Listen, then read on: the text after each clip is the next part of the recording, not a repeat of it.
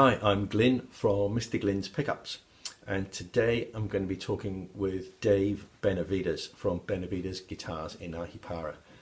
He makes top quality acoustic guitars, and I just want to find out really all about him, how he got to where he is, and all about his guitars. Hi, Dave.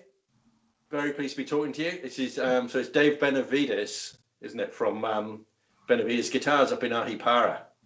Yeah. So, Oh, mate, I've seen a few of your guitars. I think three of them, and they were fantastic. I was rather blown away with them, which is why I oh, want to find out more. So, thank you, man. how did you start off? I think I made my first guitar from a kit set when I was about 19. And I mean, I probably only started playing guitar probably a couple of years before that. It kind of all kind of started happening at the same time. I didn't have any kind of great skill as a guitar player or as a woodworker for that matter. Um, my family had just moved out here. They sold their home and bought an orchard in Ahipara when I graduated high school in California, and I wasn't coming with them. They just kind of sold up during the real estate boom out there right before it burst, and I came out here to help them for a couple of months. And in my boredom, I was helping them pick citrus and came up with the project of building an acoustic guitar from a kit set in those couple of months, and I just completely fell in love with it. And it was just the roughest, most terrible thing you'd ever seen. Um, the bridge popped off, strung it up. It was strung up for about a week, and the bridge popped off and sorted it out. And it was just the most hideous looking thing you'd ever seen. But Yeah, I just fell in love with it and just kept going from there. It's just one are you one of those guys who'd always taken stuff apart when you were a kid? kind of, yeah.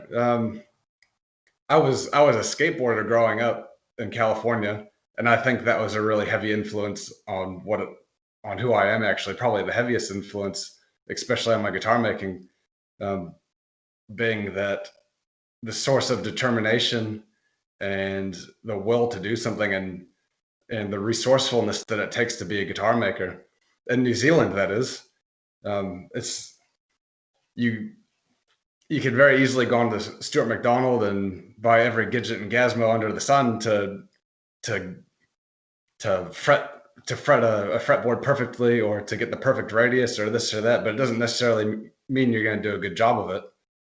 Yeah. And being in New Zealand, it makes that product so much more expensive to even receive it. And you might find out that you're going to do a crappy job of it anyways. So yeah, something that I've kind of shaped me. I mean, as a child, skateboarding, learning to be resourceful and sort things out myself, as well as actually moving here, and that's kind of a Kiwi attitude in general. Um, so yeah, I didn't So have any great skills as a woodworker or anything like that. you were saying about the tools. You can have all the best tools, and it won't necessarily get you there. See, Mm, my thoughts on guitars is there are really three fundamental things: the materials that you use, there's the design of it, mm, and the skill of the person that puts it together. yeah. I mean, would you agree with that? And what would Oh, you definitely. rate those? Which of those three, materials design or human, would you say is the most important? Yeah, it's hard to say which is more important, but I'd probably put the materials probably behind probably behind one or the other. I mean, I feel like with acoustic guitars, what the most important thing is having a dry space to do it. First of all, you know, if you're going to build it in your garage and it's humid, it doesn't matter what kind of materials you make it out of, but it's gonna collapse on itself or it's gonna dry out and just turn to rubbish anyways. So having a a dry, controlled space to build it in is probably one of the most important aspects, I suppose. But yeah, having great materials to make great sounding guitars is definitely one of the main aspects. And it's very difficult doing that within New Zealand because it's so expensive as well. And there's so many resources in New Zealand. There's so many untried tone woods as well. I feel like it's kind of a natural instinct for a lot of people out here to want to experiment with the native tone woods and see what there is to offer. and it's easy to get lost in that as well. I've been down a lot of those roads and found some of the good ones. Like Terrari is probably the closest thing to mahogany that I found within New Zealand. And it's a really good back and sides wood. But Yeah. but yeah, having the skills and knowing how to say, do a good fret level or do a good fret job. I mean, just knowing the process of what to do, for straightening the neck, leveling the frets, adjusting the saddle, and then lastly looking at the nut. Just having the knowledge of that process is not necessarily an easy thing to even come up with that process. It's a lot of it's just trial and error until you kind of figure it out, I find. Yeah. I- I've read a few books. Read a few books in the beginning. Jonathan Kincaid was a really important one. That was my first kind of Bible, and I followed that really closely for a long time. And the greatest thing I learned from that was that there's a million ways to build a guitar, and there's not necessarily the right one. It's just getting the end result. Having good results is the main thing. You don't got to have the prettiest, cleanest shop or use the most expensive gear, but at least knowing what you want to be the end result and finding a way to get there. It's kind of been my approach anyways. Yeah. Mm. So tool wise, are you all hand tools or hand routers, or what sort of CNC? What I have nothing against CNC or anything like that, no. But my tools are really basic. Yeah, just whatever I can get in town, small triangular files for frets. I don't have any crown files or rounded files or anything like that. I don't even have a router. I just have a small trimmer router, just this most basic laminate router that you can get, and I do all my binding and all my purflings with that. I just have different jigs set up to accommodate the different angles and bevels of the guitar. And yeah, everything's pretty basic in my shop. I have my most sophisticated piece of machinery. I'm not sure if you can see it behind me, but is my thickness sander, which was it's not even a proper thickness sander. It's something that somebody made for me locally. It's basically some pieces of MDF that were turned on a lathe, turned into a drum, and has a table that can be adjusted up and down. It doesn't self-feed or anything like that, so you have to be very meticulous and have a bit of strength in your hands and your arms to feed it through consistently, or else you're going to come up with a really munted up top or back or sides. So yeah, that's probably the best piece of machinery I have, actually, the biggest time saver. But everything else is pretty much hand tools. Yeah, this is very basic in my shop. Wow. Mm. What do you? So I mean, funnily enough, I've made myself what sounds like an identical thickness of sander. Yeah. Yeah, it's a bit of work. They do clog up, and you can only take probably a tenth of a mil, maybe a bit more off on each pass. Yeah. But through it. It takes a lot of patience, but there's certain woods. You start getting down to woods that are really oily or super dense woods like rosewoods. I mean, even cocobolo or something like that, and you're not gonna want to thickness that with a hand plane. You're gonna ruin something, and you're not gonna have any accuracy. So it's and even if you could, the amount of time spent in it, you're not gonna make any money off it, And I find that's always going to be something that's there's a huge amount of attention put into is how long is this going to take me to actually do this, and how many dollars am I actually making off of this, because I have to pay my bills.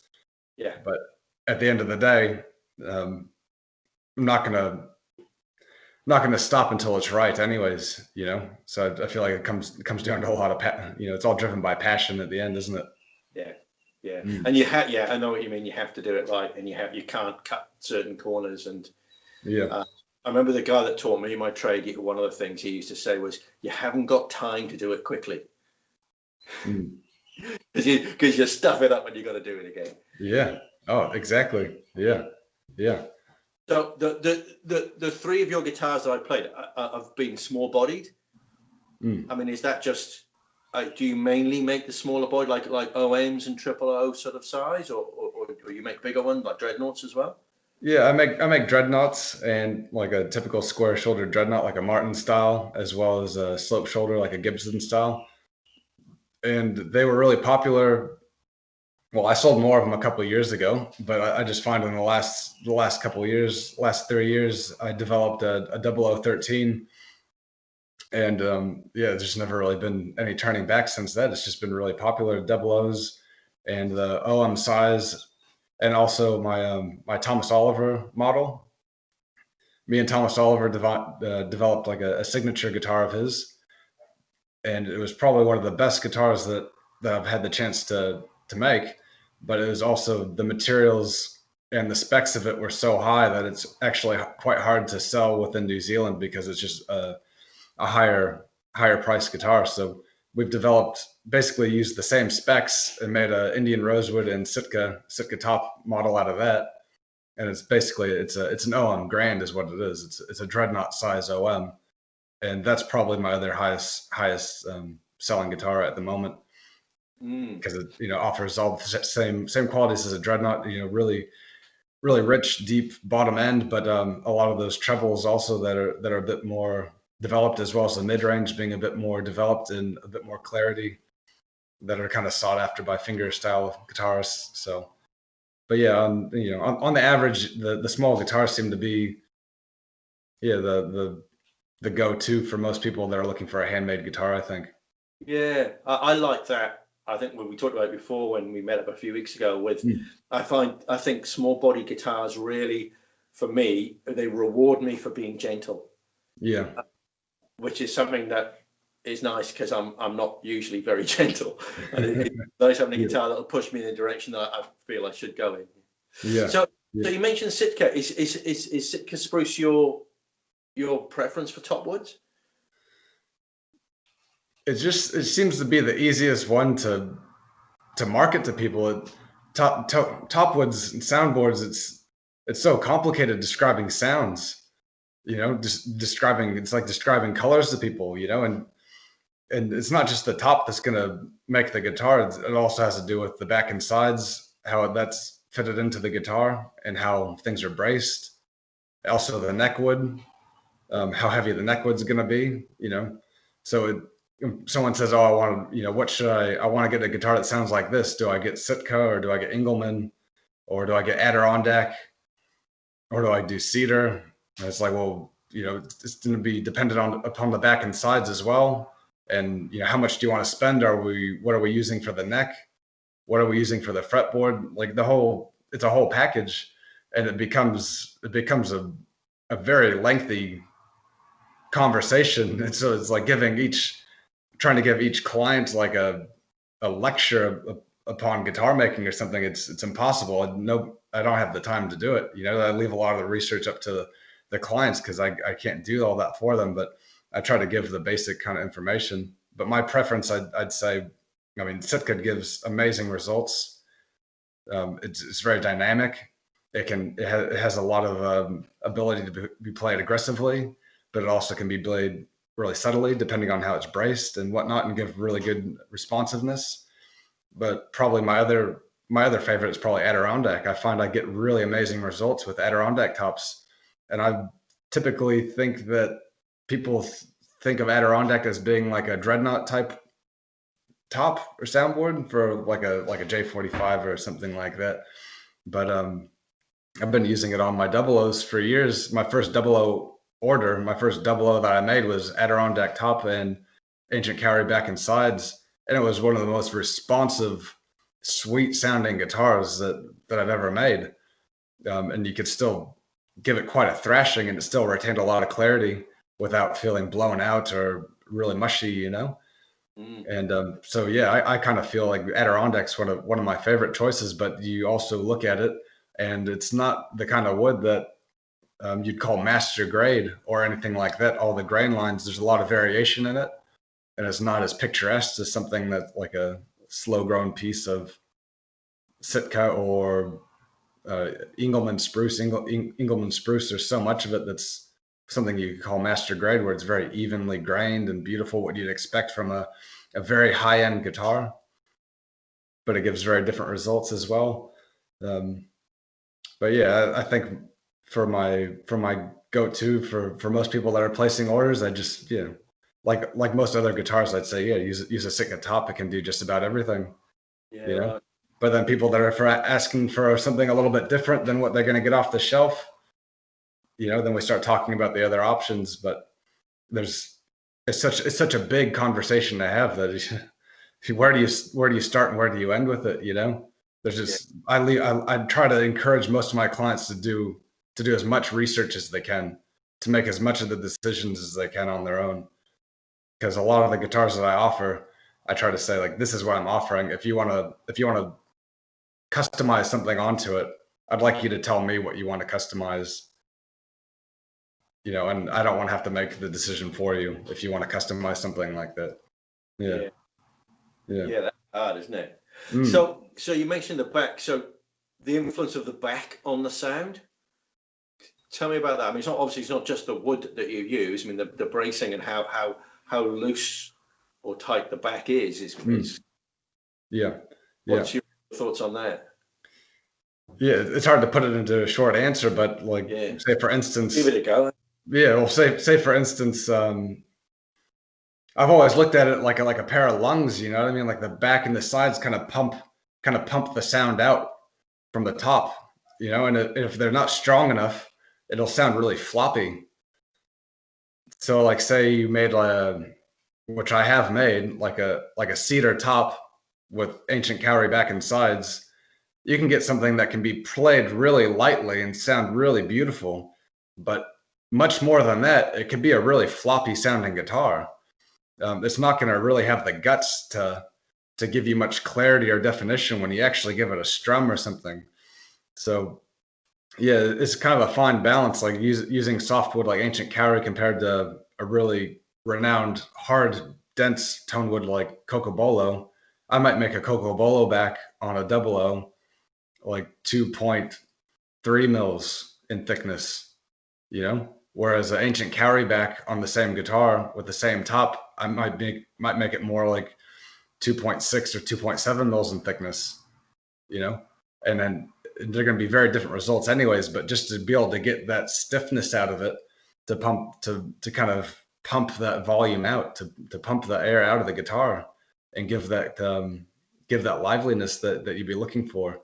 It's not like a, like I always talk about, every piece of wood's different, and you're just kind of feeling it, flexing it, seeing how stiff it is, and you kind of have to make choices along the way. How am I going to work with this piece of wood, or how thick am I going to make it so that it has that that kind of characteristic, so that it can function in this as this part of the guitar.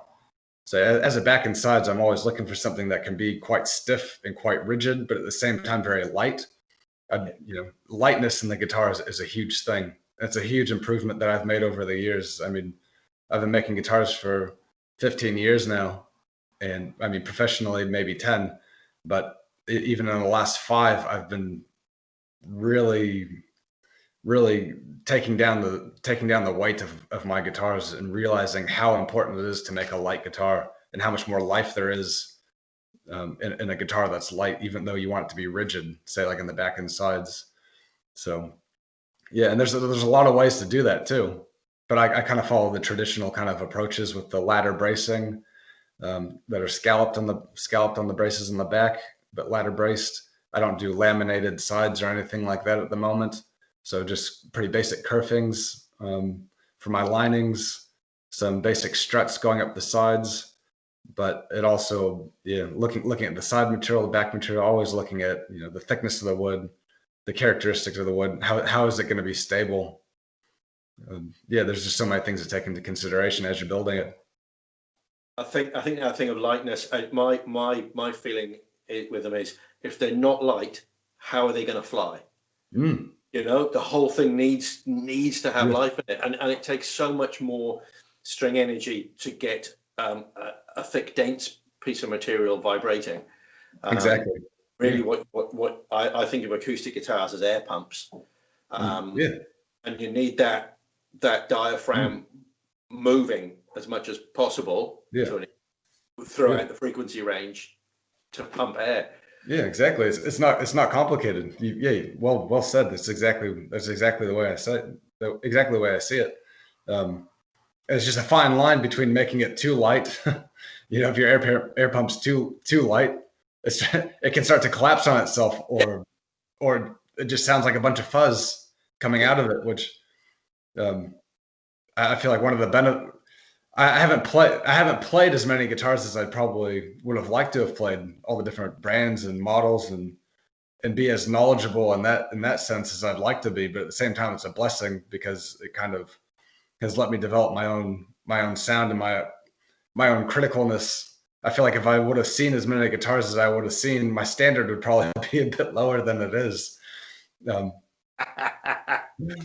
Oh, yeah, yeah, quite possibly. but Quite, some of the better ones that I've seen have really made me feel like I need to step up what I'm doing, which has been great. You know, some of the best things that's happened is having some really great critics along the way say, "Oh, I have this Santa Cruz that is comparable to your 0013, but sounds phenomenal, and it's a bit lighter. You should look at this, and the sound hole is a little bit larger. You should look at this." Things like that, and things I'm aware of. But I've actually had a customer send me one of these guitars just so that I can experience it, and some of those things are life changing moments.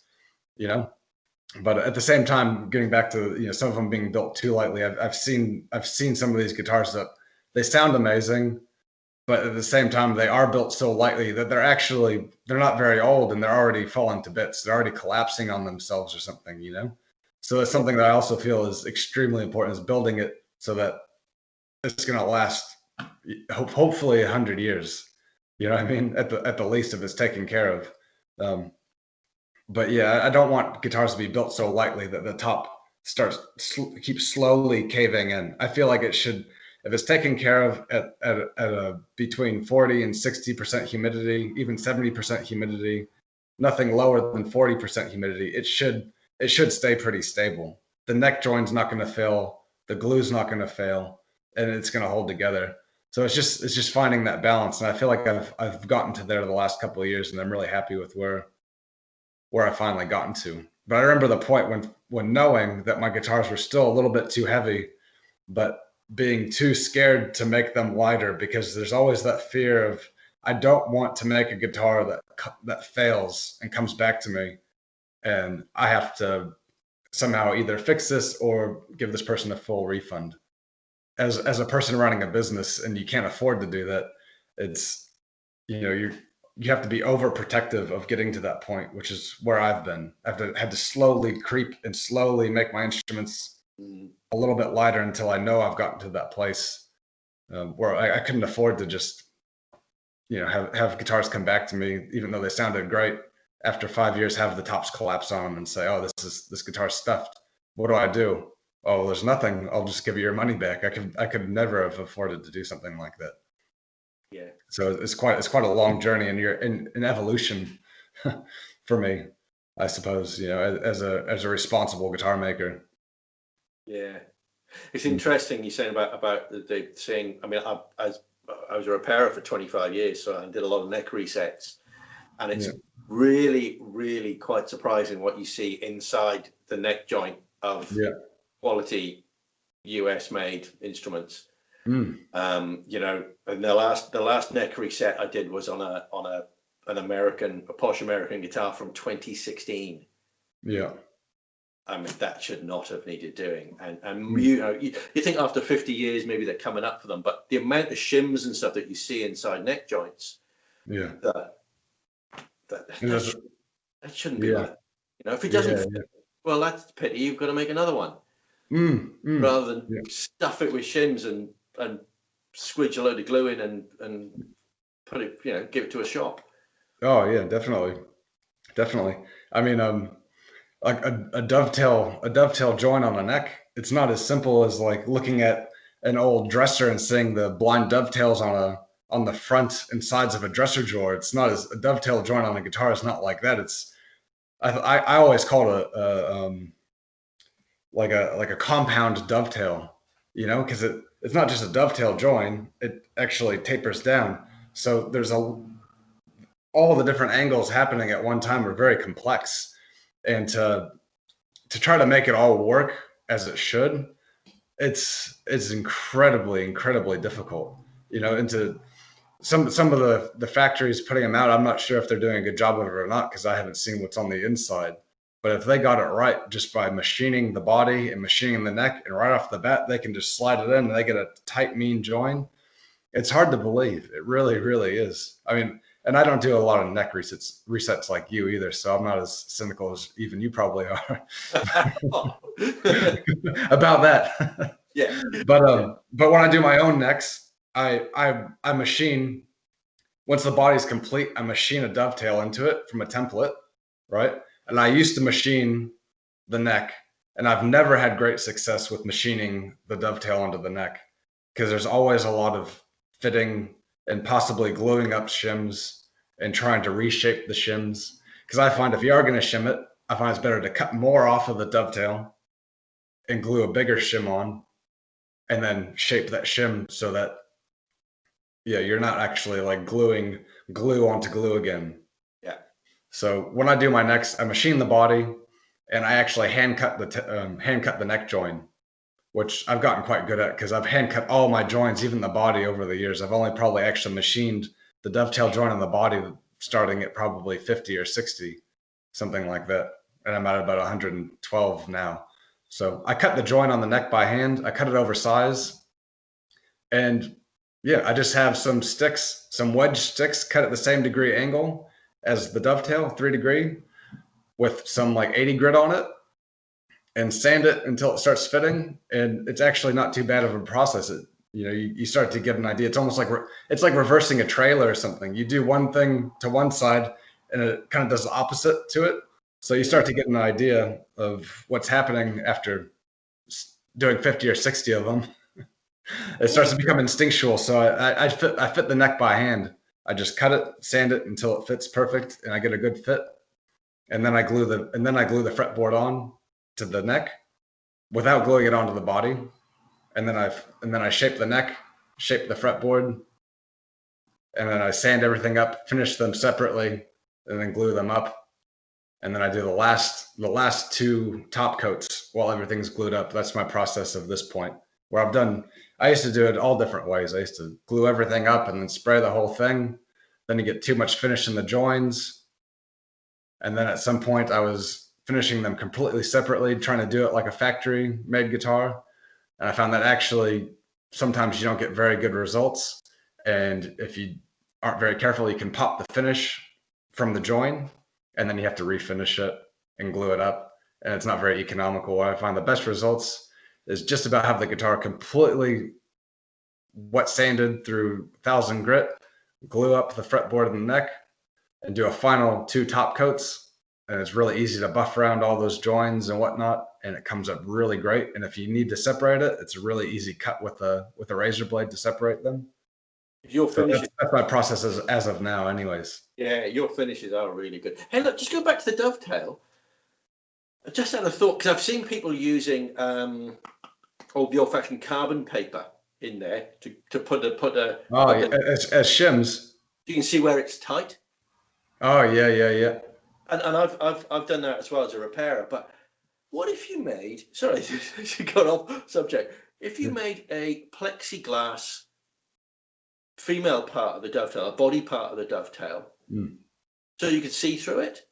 Yeah. So if you're cutting it, you could see which bits to cut off. Would that be useful?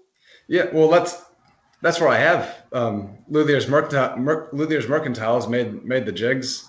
Or sorry, these are Stuart Macklin's. Yeah, they're plexiglass jigs. But I find, because of the neck, they're set at an angle. So if this is the profile of your jig, your neck is actually sitting like, say, that. Yeah. And then when you cut it, it's setting that up and keeping the alignment this way is actually really complicated, because if this angle is out a little bit and then you try to fit the neck, it's not going to sit in there properly. It's just so many different dimensions to get your head wrapped around. It's almost too much for me. I've tried to. I'm sure somebody would listen to this and just laugh at me. That's been a woodworker for years, a furniture maker or something like that. But no matter which way I've tried to cut it with a router on the jig, and get the angle lined up. I've never really gotten a great fit out of it that I was really happy with.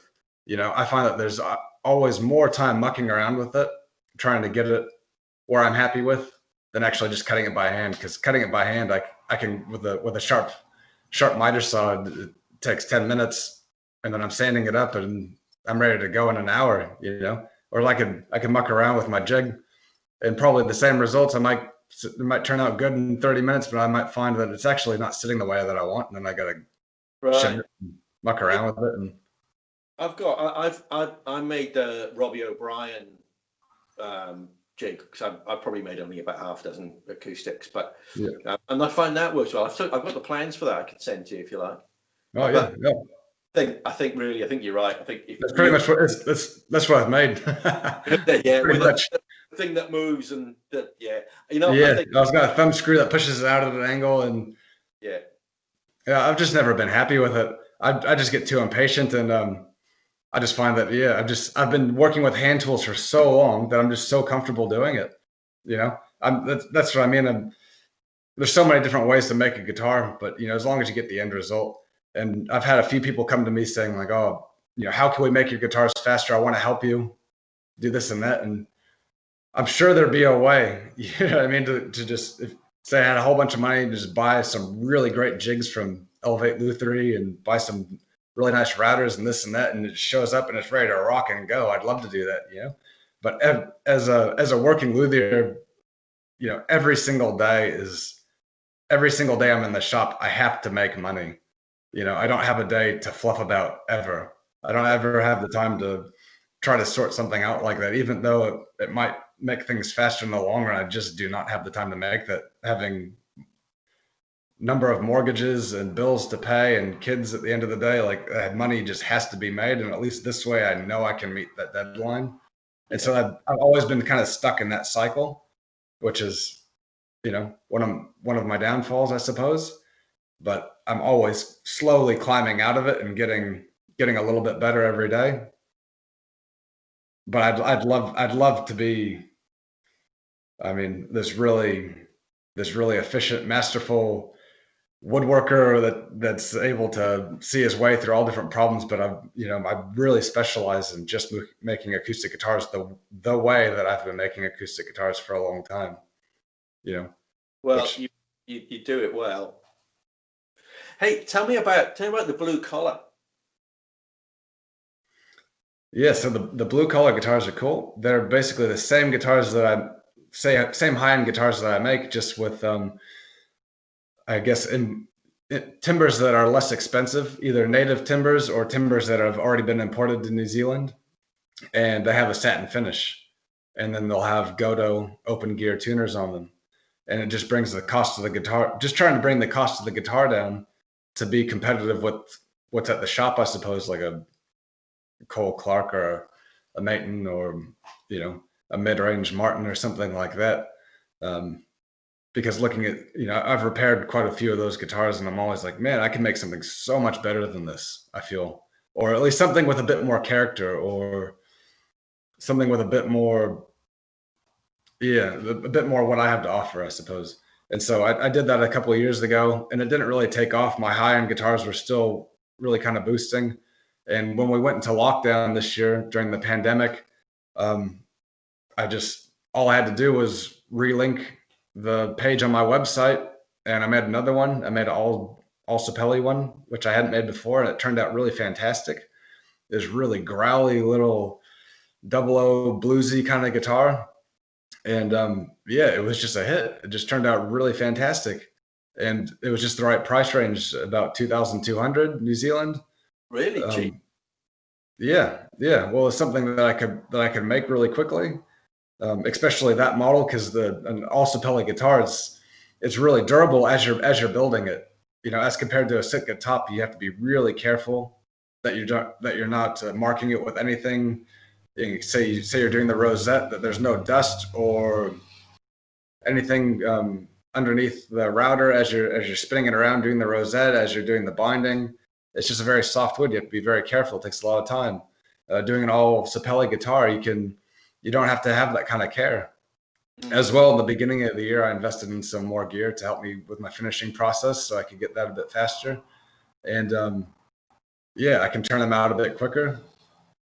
And it just is the right ingredients, I find, for New Zealand, hopefully. Quite But a few people ordered them over the lockdown, and that was great. And it kind of gave me the confidence to keep pushing it. And I kind of offer anything starting from the blue collar all the way up to my high range guitars. You can kind of customize any part of it, add a gloss finish to a blue collar series, or add a AAA Sitka top to it, or upgrade your tuners, or whatever it is, or change your binding, and it just puts the price up a little bit. But I find the median price for these guitars is about $3,500 by the time they're all done.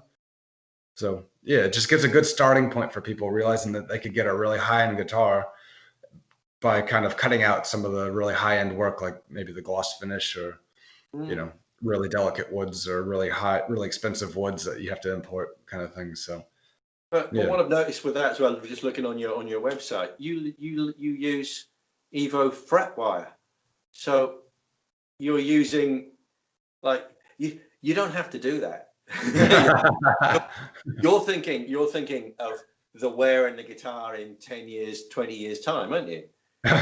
yeah. With that I am. Yeah. When I made those first ones, that's just what I had in stock, so that's what I built it with as well. It is a little bit more cost, but yeah, that is what I prefer to use on all my guitars, because the wear on those is so much better than nickel silver fret wire.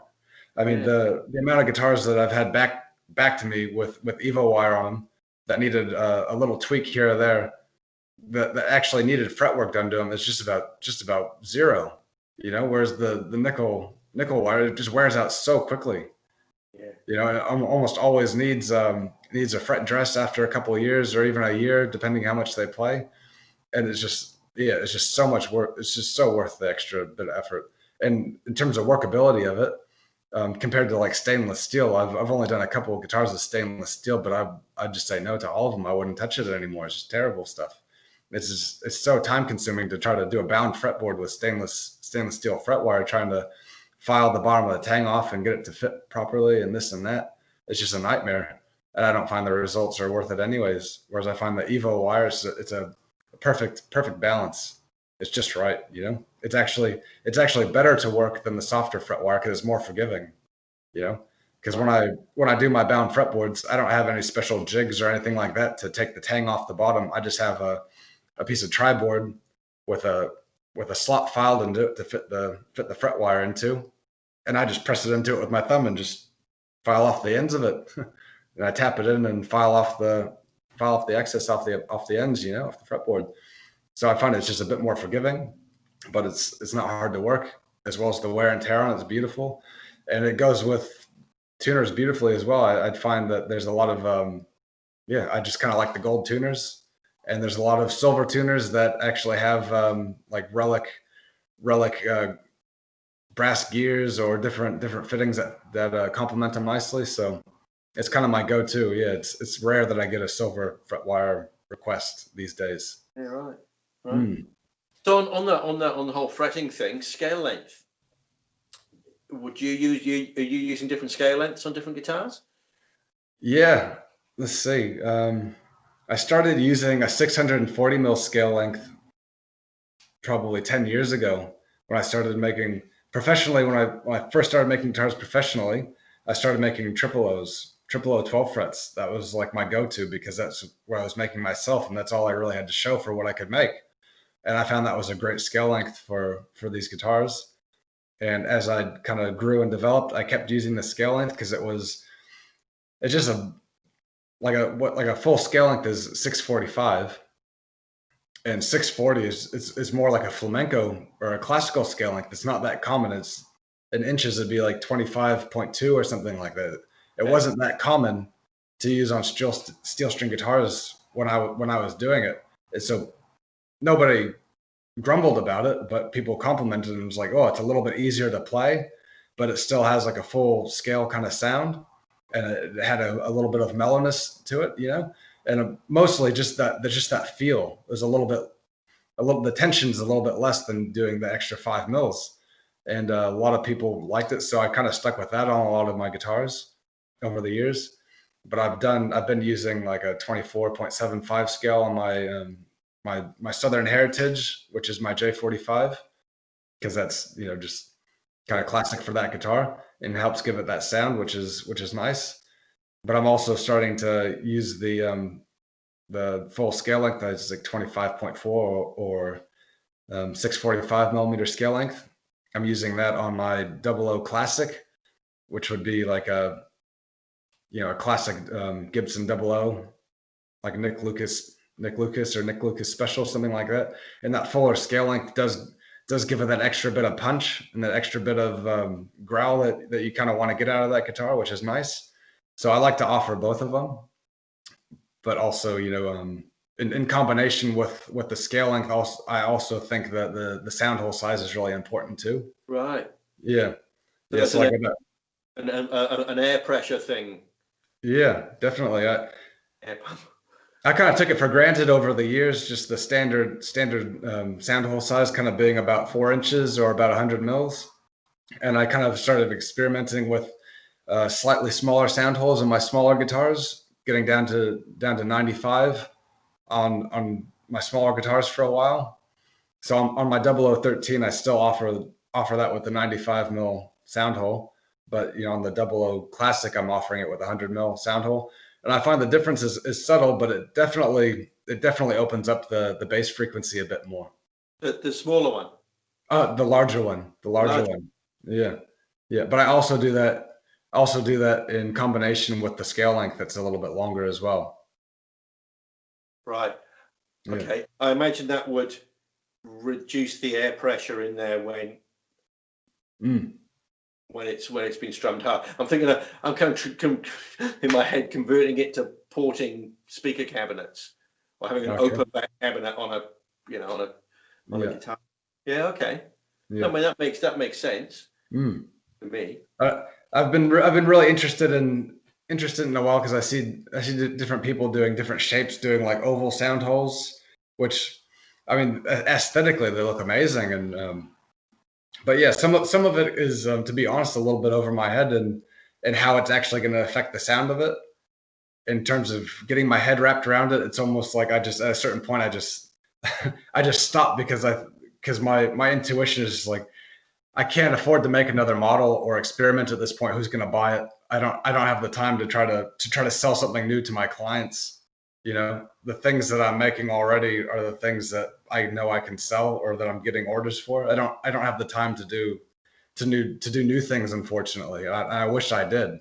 I really wish I did because I'd probably gain a lot of more understanding from some of these experiments and time that I could put into different possibilities. But yeah, trying to make money as a luthier, like for me, I really have to stick to what I know is gonna bring the income in.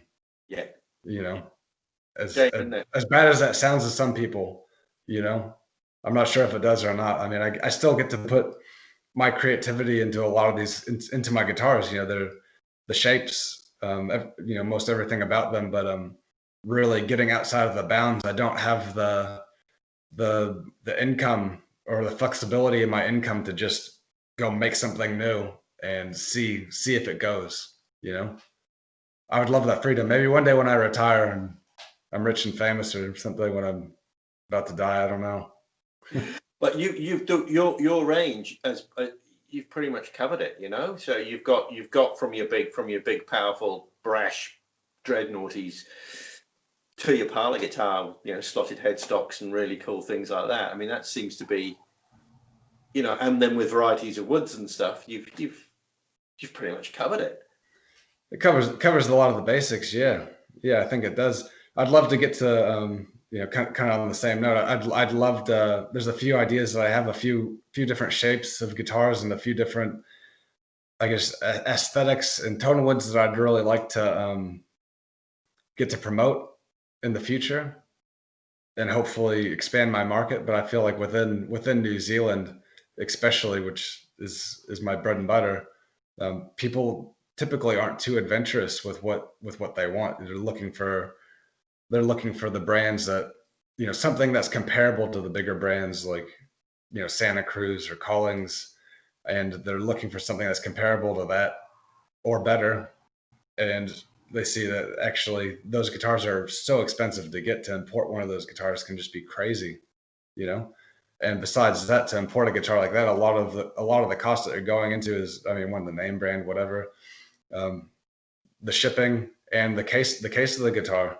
So to get one of my guitars in New Zealand, you don't necessarily have to buy a super expensive case, because that's, if you're going to keep it at home and you're within New Zealand, you don't need to. You can put that money back into the guitar instead, for instance, which is what I find a lot of my clients wanting to do. They can buy a more minimal kind of plywood case with a convex top. It's more for shipping, transport, whatever, and they can put that money back into the guitar and get a really, really high end product. Yeah. Is kind of what I find a lot of my clients want to do, and I and I respect them and honor them for that. Yeah. So who's your typical client? I mean, is there a typical client? It's hard to say. It's changed over this last year quite a bit, but I say there's a lot of people that are, say, in their 40s to 50s that have been playing guitar for a lot of their life, and say, I really want a nice guitar now. I deserve a nice guitar. I'm gonna invest in something that I be inspired to wake up and play every single day. I've been playing this old beat up guitar for this long, and I know I'm beyond it now, or something like that. Or they want to have something made in New Zealand that's sentimental to them.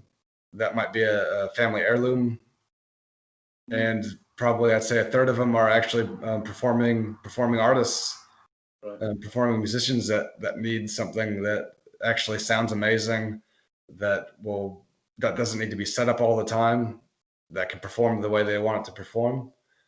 And yeah, it constantly seems to be changing this last year. Whereas a couple years ago, I seemed to be selling a lot more guitars overseas, and it was more purely performers. People that were performing locally, or maybe not on the big stage, but professional musicians that needed something that was really quality, that sounded the way they wanted it to sound, and customized, different measurements for the fretboard, string spacing, different specifications, all that kind of stuff. So yeah, we'll see what this next year, after next year brings. But yeah, I got a lot of blue collars on order, and they seem to be a lot of Sitka and Tasmanian Blackwood back inside 0013s. They seem to be really popular at the moment, because the ones that I made last year just sparked a lot of interest. Yeah, so they should. So they should. I've like I said, the three I've played have been fantastic, and I played a lot of guitars. Yeah. To repair a lot of high-end instruments. Mm.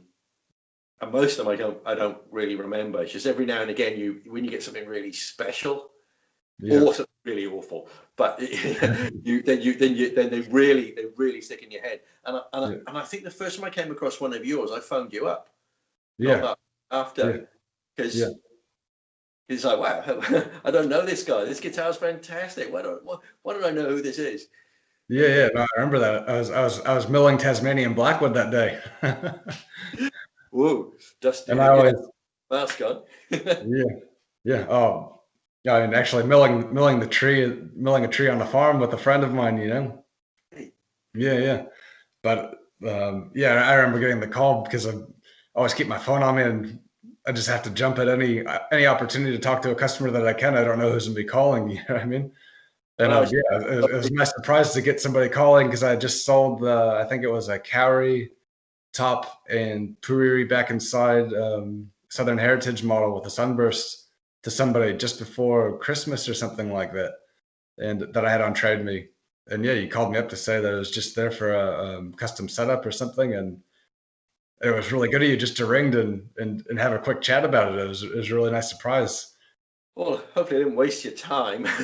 Or it's a customer. Oh no, it's just some bloke in Auckland bending my ear. No, it's always good to talk to somebody that knows what they're talking about. So yeah. Oh, cool.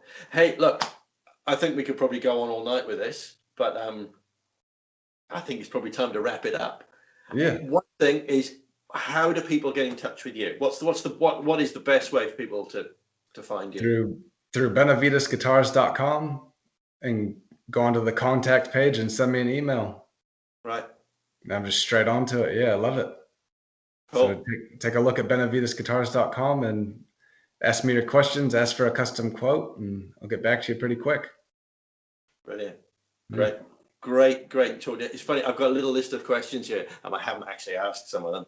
But anyway, all these sort of technical, involved little things. I'll save them for the next one. Well, so yeah. Let's do it again. You know, I was thinking with this series that what I might do is when I've kind of run out of people in a year or two, is start again and say, so what's been happening in the last couple of years? Yeah. Oh, this sounds great to me. I'm definitely up for it anytime. Yeah. See how many molds you've got behind you on the back. Yeah. Don't remind me. Should have taken a few off the wall. No, Thanks for the time, Glenn. It's been great. I love the questions. I could talk about it all night. So yeah, anytime, mate. brilliant. Cheers, Dave.